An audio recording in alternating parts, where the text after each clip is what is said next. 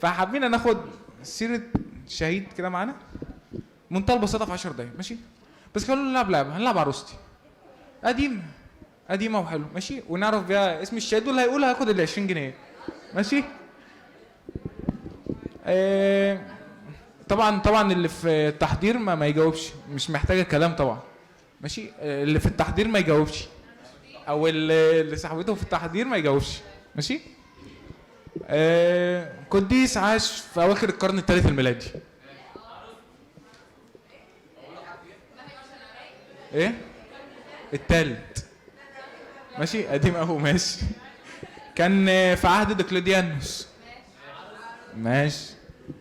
كان عنده ولدين عروستي. كان عنده 300 خادم تحتيه. 300 خادم. 300 عروستي ماشي. كان شغال ناسخ.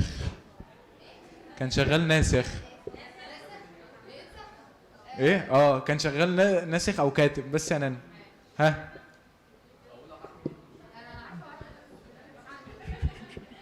خلاص بقى هم لسه ما عرفوش. ايه انت جاوبتي صح؟ طيب ماشي. كان طيب بنحتفل بعيد استشهاده من 5 ايام. ايه لقى الطبيب صح. ايه تاني؟ من 5 ايام. من 5 ايام كان عيد استشهاده من 5 ايام. 25 بابا.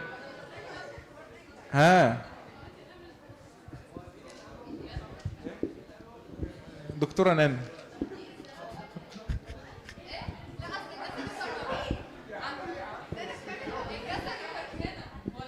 طيب كان في امن على ايده 2 ولاد، و2 ولاد كانوا تقال قوي.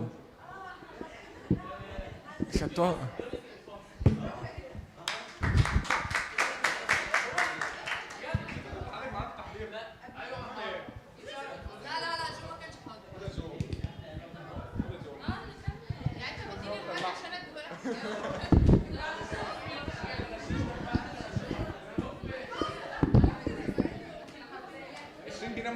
عشرين جنيه ما اخلص ليك. 20 جنيه 20 جنيه ما تقلقيش. عايزه ايه؟ هم ما يسمعوش الاجابه ماشي. خلينا زي ما قلنا هو اتولد في القرن الثالث اواخر القرن الثالث الميلادي. هو مين؟ ما يوليوس الإقفاصي. امال القديس يوليوس الإقفاصي كان طبعا كاتب سير الشهداء. اتولد في اواخر القرن الثالث الميلادي في عهد ديكلوديانوس. حلو. كان شغلته ان هو ناسخ ده بيعمل ايه؟ كان بينقل. كان زي ما نقول كده بينقل الكتابه يعني من الاخر.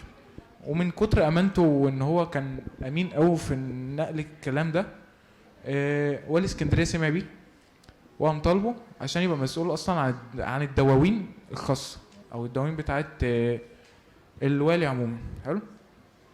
المهم في مره ابنه ده جاله شلل. كان عنده 2 ولاد ماشي. في واحد فيهم جاله شلل. قام جاب اسقف المدينه اللي هو كان عايش فيها اقفاص وقال له صلي له مش عارف ايه وكده. قام صلى له وشفاه وعمل قداس في بيته. المهم الاسقف جاي يطلع من هنا قاموا خدوه وعذبوه واستشهد بعديها على طول ماشي. بعد ما كان تحت ايده 300 واحد. 300 واحد دول علموه ايه؟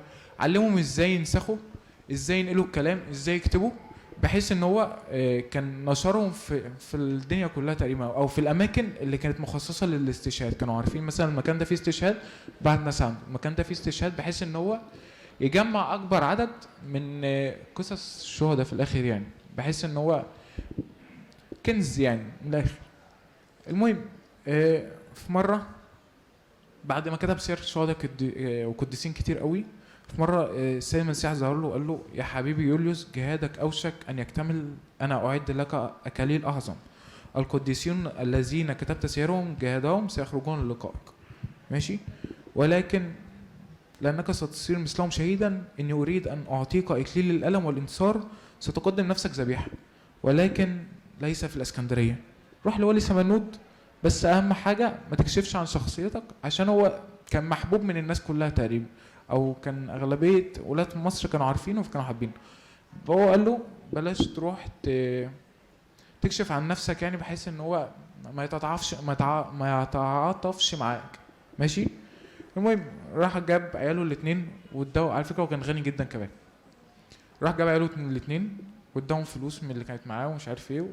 قال لهم وهو خد شويه فلوس، وخد شويه الفلوس راح لولي سمنود. كان اسمه اركاديوس ولي سمنود، ماشي. راح لولي سمنود واعترف قدامه بالسيد المسيح ومش عارف ايه. المهم الوالي طبعا زي اي والي قال له اسجد للاوثان، فهو رفض.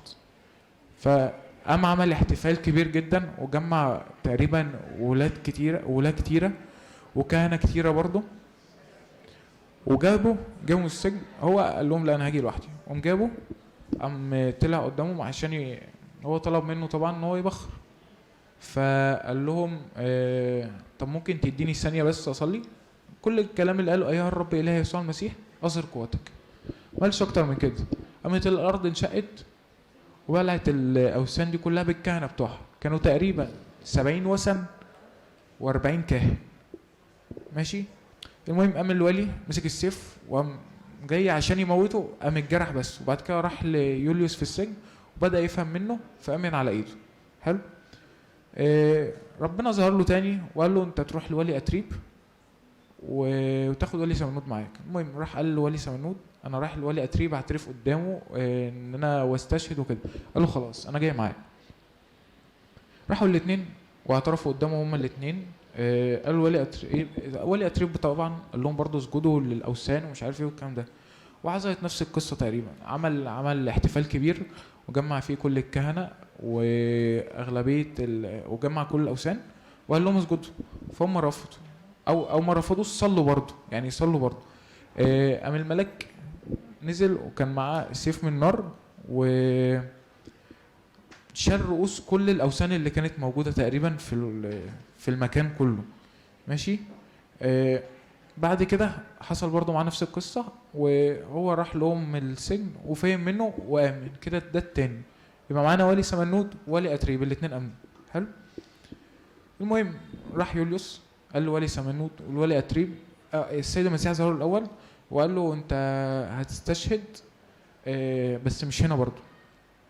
المهم دقلديانوس سمع عن الكلام ده كله، وانت ازاي اصلا يعني مين اللي بقوه ان هو يخلي 2 ولاة من اعتق الولاة اللي هم كانوا في العصر ده في وقته، ازاي اصلا يخليهم هم الاثنين يامنوا بالكده. فقام جابهم وقام بعتهم هم الثلاثه لحته اسمها طوى دي. راحوا هم الثلاثه وعشان يستشهدوا هناك، ماشي. تقريبا كان اسمه الكسندروس. طوى دي في طنطا، يعني هو مكانها دلوقتي في محلة مرحوم، ماشي. الوقت ده الملك رفائيل ظهر لاولاده الاثنين وقال لهم انتوا دلوقتي هتروحوا المكان الفلاني عشان وتاخدوا معاكم الفلوس عشان تقدروا تكفنوا الناس اللي هناك. وبالفعل خدوا راح اولاده الاثنين خدوا فلوس، خدوا كفن وراحوا المكان اللي طوى ده. وفي الاخر الثلاثه استشهدوا، وبعد كده اولاده الاثنين وتقريبا 1500 واحد برضو استشهدوا في نفس اليوم.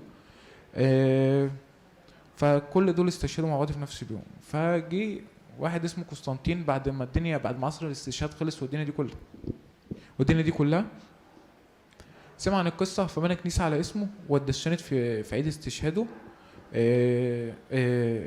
لا اتدشنت يوم 22 توت، اتدشنت في عيد استشهاده يوم 22 توت. حلو. و25 بابا عيد تكريس كنيسته، 25 بابا عيد تكريس كنيسته و22 توت عيد استشهاده بس. واله لما مجده دايما.